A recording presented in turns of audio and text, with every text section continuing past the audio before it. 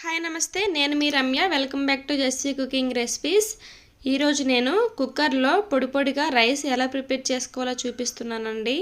ముందుగా ఒక కుక్కర్ తీసుకొని అందులో 1.5 కప్ రైస్ వేసుకోవాలి.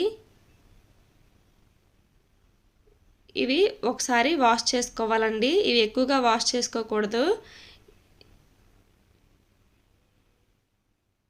వాష్ చేసుకున్న తర్వాత 1.5 కప్ రైస్కి 3 కప్స్ వాటర్ వేసుకోవాలి. అలాగే జస్ట్ కొంచెం వేసుకోవాలండి.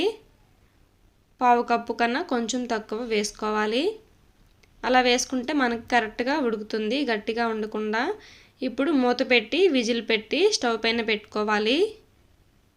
మీడియం ఫ్లేమ్లో 5 విజిల్స్ వచ్చే వరకు మీడియం ఫ్లేమ్లో ఉడికించుకోవాలండి. చాలామంది 3 విజిల్స్ అలా అంటారు, కానీ నాకైతే 5 విజిల్స్ అయితే కానీ కరెక్ట్గా రాదండి రైస్. నేనైతే ఎప్పుడు ఇలానే ప్రిపేర్ చేస్తూ ఉంటాను. నేను మీకు లైవ్లో చూపిస్తున్నాను. 5 విజిల్స్ పూర్తిగా వచ్చిన తర్వాత ప్రెషర్ పోయాక మాత్రమే మనం మూత తీసి చూడాలండి.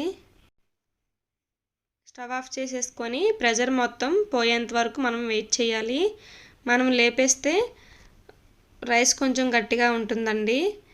ప్రెషర్ మొత్తం పోయాక ఇదిగో చూడండి, మూత తీసి రైస్ చూడండి ఎంత పొడి పొడిగా వచ్చిందో.